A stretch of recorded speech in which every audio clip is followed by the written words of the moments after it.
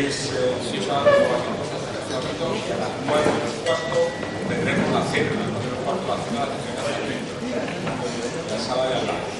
Y a las 10 tendremos la sesión nocturna con José María, que será en principio en el jardincillo ese que está a la salida de la derecha. ¿De acuerdo? Luis, adelante, María. Ya te presento.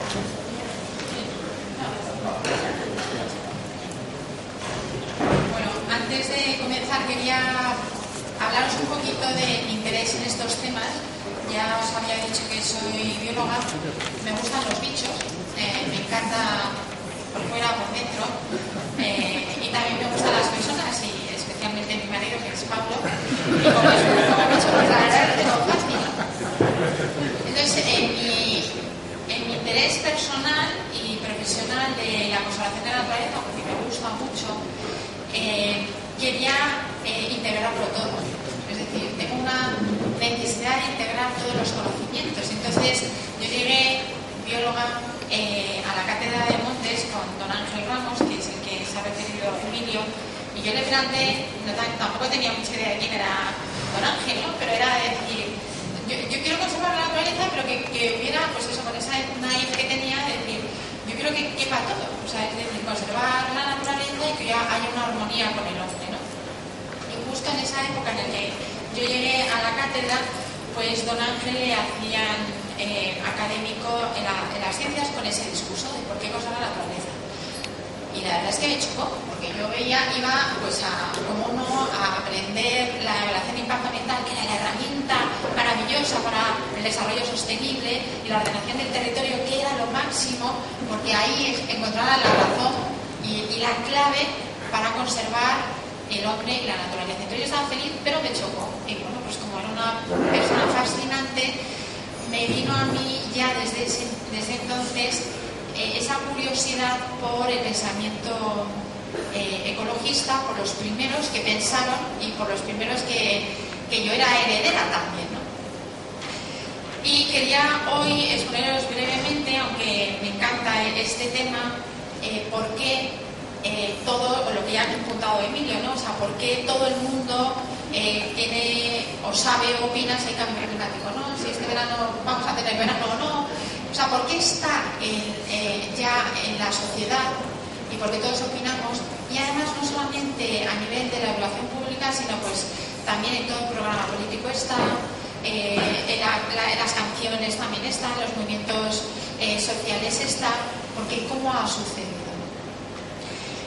Como toda corriente, todo surge por una serie de gotas, ¿no? Que van cayendo en la ladera, que hay una cierta escorrentía y que dependiendo de si hay más o menos vegetación, si hay más o menos fricción o si hay más distintos factores y que van a desembocar en una gran corriente o no, ¿no? Pues esto ha sucedido a lo largo de la historia con dos inquietudes que yo creo que se tienen en el corazón del hombre y que seguimos así. Son dos inquietudes, una en la que ha apuntado ya Emilio, de cuál es el límite de la naturaleza. Necesitáramos o no los recursos, pero intuimos que tenemos que tener una cierta precaución con la tierra, por eso hacemos el barbecho, o no está muy bien eso de pegar una patada a un animal, y ya los filósofos lo estaban pensando, ¿no? O también tenemos un no sé qué que dice, es que contaminar un río, aunque lo necesite, no está del todo, ¿no? Entonces hay esa inquietud que ya desde antes de Cristo, o sea, que desde siempre está, como nos lo apuntaba Emilio, ya Platón se lamentaba que en esos campos, qué barbaridad, ya es que no hay alimento para nada, ni para las abejas, ¿no? O sea, ya, eso es algo que ya se ha existido. Y la segunda, la belleza que está reflejada en la naturaleza.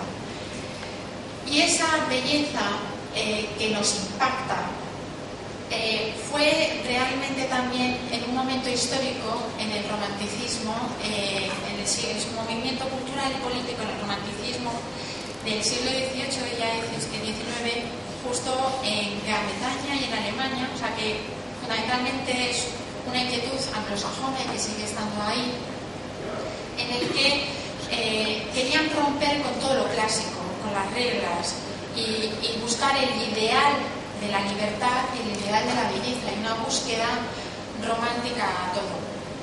en esa búsqueda de todo estaba encarnada la naturaleza. Y en Europa, en la naturaleza, ¿dónde está? Pues en las cumbres, en las montañas, en la música, en los pensadores, los poetas, todas las pinturas que habéis visto. He visto que hay algunos historiadores de arte, las pinturas, bueno, pues es cuando empezaban a salir los pintores afuera a pintar, no en modelo y en estudio, sino a pintar a la naturaleza, a salir, a buscar paisajes, y ahí estaba reducido todo en las montañas. Todo el movimiento alpinista que ahora estamos viendo en Europa surge de ahí, de ese romanticismo. Realmente, luego, paralelamente, había el descubrimiento de América, la conquista de América, y seguíamos teniendo ese movimiento cultural que vinieron los colonos a América y que se da pues esa doble inquietud en ese mismo momento, ¿no? Por una parte, necesito recursos, hay una limitación de recursos, hay la explotación del viejo oeste, y en la costa este ya una sociedad mucho más asentada, una sociedad industrial, una sociedad que ya, como en Europa, se ve que el cambio de la revolución industrial, el cambio de la sociedad, de ese consumismo, se estaba viendo que estábamos llegando a un límite que era insoportable, ¿no? Ya que el destripador se escondía no en esa niebla de Londres, sino simplemente por la azufre que había en la sociedad industrial de ese momento, ¿no? Entonces, todo eso apareció justo en un momento histórico también, que era la identidad de una nación, que era la americana. En ese momento también, y en Europa había esas grandes expediciones de Humboldt, de Darwin, ¿no? El interés, esa gota también de la ciencia, ¿no? Que va para... Entonces, aparece el wilderness, ese que me parece que tú estabas comentando, ¿no? La naturaleza es algo apartado del hombre, ahí ya viene.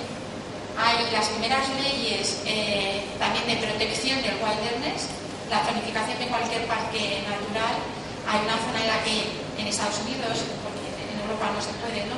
Ahí no se puede entrar, no hay caminos. Si se quiere entrar es a tu suerte, ¿no? Porque hay una necesidad ya cultural desde este momento. Necesitamos ese impacto asombroso en la naturaleza que me conquista, pero a la vez estoy destruyendo, ¿no? La conquista del oeste cultural. Entonces, ya en América aparecen dos visiones ya desde ese principio, de la admiración por la necesidad de tener un contacto con un mundo natural, y por la otra, yo el campo domino, busco, domino la naturaleza. Y también en ese momento se ve que esa explotación incontrolada, esa dualidad que ya estábamos encontrando, la desaparición del bisonte, en el centavo americano aparece ya el bisonte porque ya se vio la primera amenaza, ¿no? La primera extinción de una gran especie, la gran amenaza del hombre. Entonces ya empezamos ya con estas divagaciones que tenemos de qué es lo natural o no. Entonces estamos hablando realmente de una cultura americana con estas dos cosas, ¿no? Hasta dónde yo y la naturaleza. En este contexto aparece una figura muy emblemática, Emerson. Este hombre, digo emblemática, tiene una vida muy interesante, pero que fascinaba en un momento en el que rompió también estas estructuras, ¿no? Él quería romper con esas reglas, era un pastor, un clínico, un humanista, un ensayista, y entonces rompía con la tradición ya religiosa, ¿no? Que también teníamos que tener en cuenta que se llega a América también huyendo de una imposición o una persecución religiosa, ¿no? Entonces este hombre es muy original y muy cautivador a toda la sociedad de Boston, de la gran civilización este, y aparece un movimiento filosófico o cultural que se llama el trascendentalismo. Publica un montón de reflexiones sobre muchísimos ámbitos, pero uno de ellos es Nature, que habla de que no hay nada que sea plenamente humano sin contar con la naturaleza. Entonces ya liga el humanismo con la naturaleza. Este hombre fue capaz de aglutinar a un montón de intelectuales de la época, de todos los ámbitos de la cultura, políticos, poetas, Whitman en inglés, pues toda la poesía también que ha generado mucha inspiración en los movimientos ambientalistas, pues eran amigos. Mary Louise Alcott, no sé, bueno, las chicas, o no sé si las mujercitas, ¿no? Bueno, pues el escritor de las mujercitas, pues el padre era un hombre que le interesaban muchísimo los temas políticos, sobre todo la definición de la nación que estaban haciendo. Él iba en contra del Imperio Británico, de ya tener una idea de un pueblo, de una comunidad, pues estaba con él. También gente muy interesante como Diu, que fue un teólogo, inspirador y generador de un humanismo religioso envuelto en la naturaleza. John Burroughs, que eran pedagogos. Había un movimiento también asociado a este Emerson de una verdadera pedagogía. Había que ya irse de las clases, no utilizar los métodos clásicos, sino tocar, experimentar, y la capacidad que uno puede tener para desarrollar un conocimiento científico es a través del contacto con la naturaleza, ir a los bosques y dejarse de otros métodos. Entonces toda esta gente está alrededor de Emerson, y cuando Emerson habla de la naturaleza, en cada uno de estos pensadores, ¿no? Ya está ahí la integridad de tener en cuenta el medio ambiente.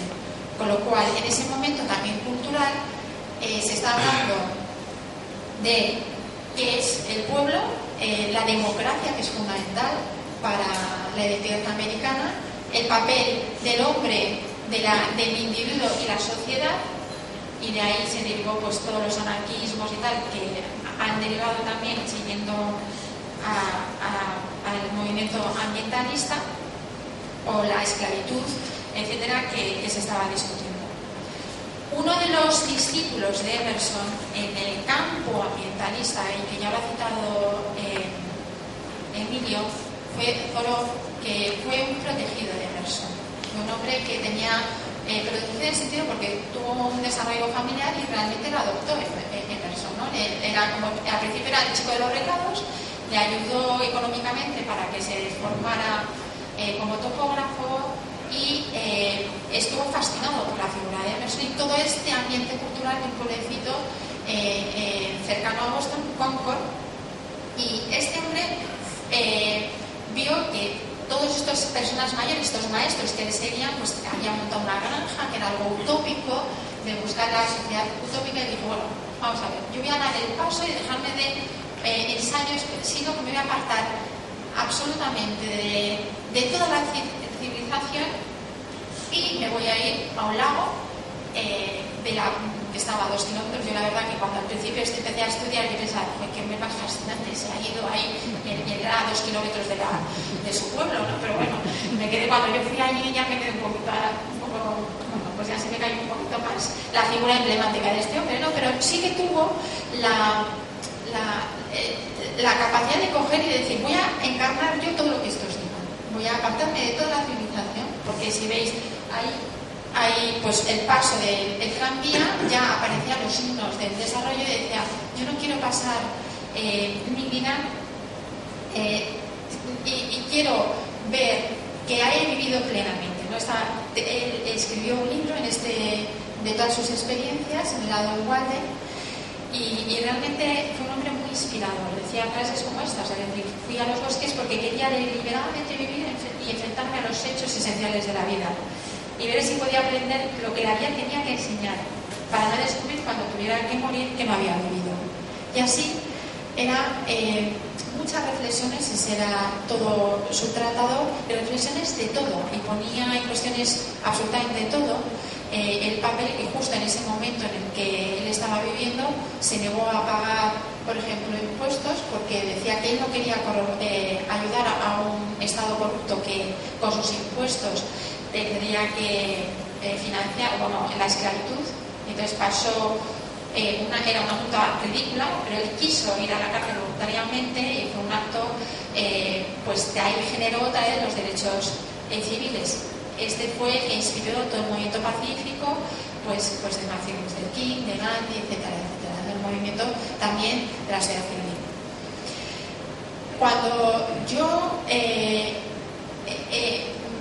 estado estudiando ética ambiental o estoy dando clases de ética ambiental y te diriges y estudias todos los filósofos que están hablando de esta gente, mi primera curiosidad era decir, bueno, voy a buscar y a leer estos clásicos porque les ponen muchas ideas que no sé si son o no verdad de lo que dicen, ¿no? Entonces, a Thoreau le consideran el primer hippie, la primera figura pues que no quiere ningún Estado, ¿no? Y yo no estoy muy de acuerdo con eso, ¿no? Porque realmente todo este grupo de Concord, que fue el pueblo los primeros que ganaron a 2 o 4 ingleses, que empezaron pues fue el primer motín que luego desencadenó del Tea Party y que a partir de toda la independencia ocurrió ahí.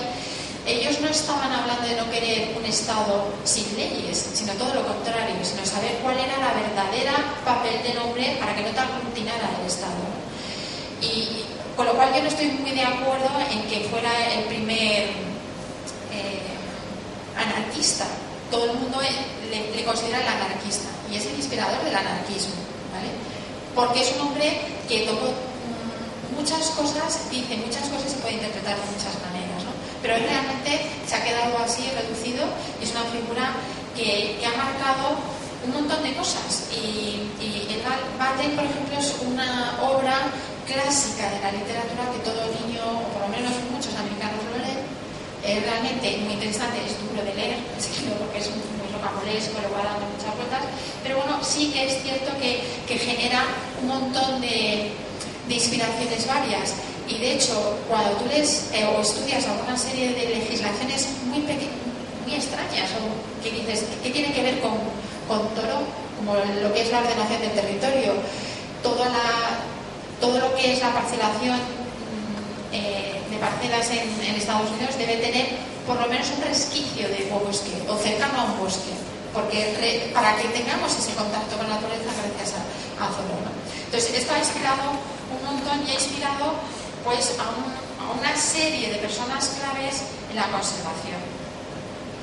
El siguiente, que era también amigo de Emerson y de toda esta gente, fue John Newell, que yo siempre digo que quiero ser de mayor como él porque se pasó su vida buscando sitios maravillosos, bonitos, y empezó a escribir un montón de reflexiones. También era un hombre que hacía alegatos muy inspiradores, tenía una capacidad también de atracción muy buena. Y él fue el que con una habilidad fue el primer agitador social, como si dijéramos, o sea, más activista, con una capacidad de relación, sobre todo con los políticos, pues fue el que diseñó o el que empezó, promulgó el primer parque nacional, ¿no? La figura de la conservación del parque nacional y la primera asociación ecologista que actualmente sigue existiendo, el Sierra Club. Y a partir de ahí empezaron muchos, Audubon Society, un montón ya por esa época, ¿no? Que aunaban pues todos esos intereses de percepción, sobre todo de la belleza, no tanto de aniquilar al hombre, ¿no? Sino es esa búsqueda por mantener ese paraje, esas necesidades.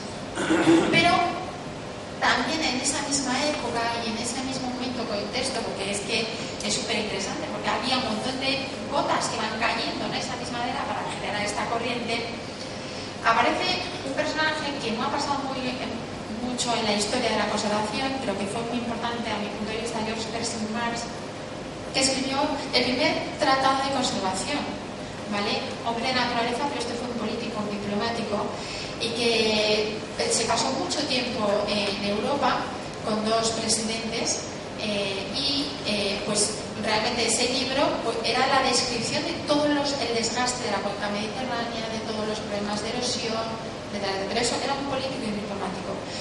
No ha pasado inspirado porque no tenía ese carisma que podían tener como Newell o Thoreau, pero sí a nivel político generó mucha importancia. Porque tenemos una figura que también no ha pasado mucho a la historia de la conservación, pero que ha sido muy importante, que es el presidente Theodore Roosevelt, un apasionado del wilderness, un apasionado de la caza, de las montañas, de la naturaleza, pero claro, como un político tenía que gestionar. Y ahí nos encontramos como que tenía, por una parte, dar riendas y la importancia de conservar de esa belleza, pero por otra parte tenía que gestionar.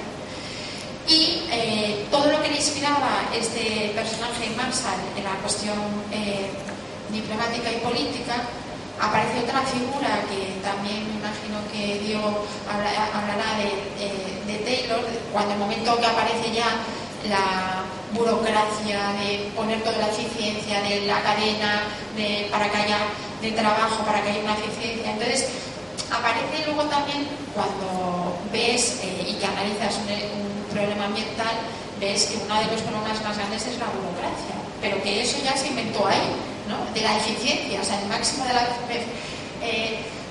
para la cuestión del medio ambiente tiene realmente muchos problemas. Entonces aquí empezamos ya dos divisiones, ¿no? Por una parte, una cosa mucho más romántica, volcánica, necesaria para el alma, ¿no? De la belleza, de la búsqueda, de la conservación, y por otra, es decir, bueno, ¿cómo gestiono? O sea, está muy bien, pero bueno, ahora ¿cómo lo hago?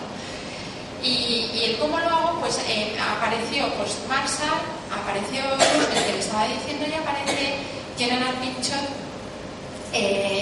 que fue pues nombrado por Roosevelt el primer jefe forestal, ¿no?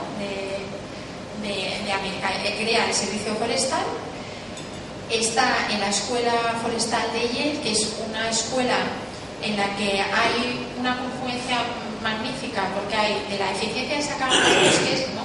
De sacar productividad, economía, sustento, y por otra está un montón de gente que empieza a una armonía más como todo.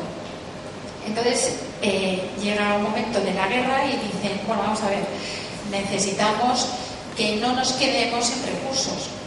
Entonces Pinchot ideó lo que ahora todas las silviculturas se basan en una rotación de turnos de cortas que siempre tengan unas diferentes turnos, y siempre vamos a tener distintas edades de bosques y vamos a tener siempre madera, pero siempre con el objetivo de la eficiencia, un desarrollo sostenible, pero la eficiencia burocrática de generalización.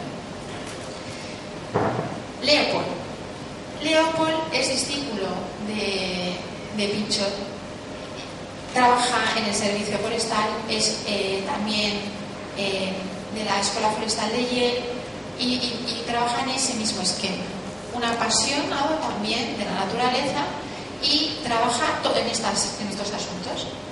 Pero llega un momento en el que dice, bueno, tanta eficiencia, tanta cálculos, tanto no sé qué, yo me doy cuenta de que aquí no llegamos a la armonía que yo estoy considerando. O sea, aquí falta algo, ¿no? Entonces ya se retira como profesor de ecología en Wisconsin, empieza a hacer ya los primeros tratados de ecología. La ecología todavía estaba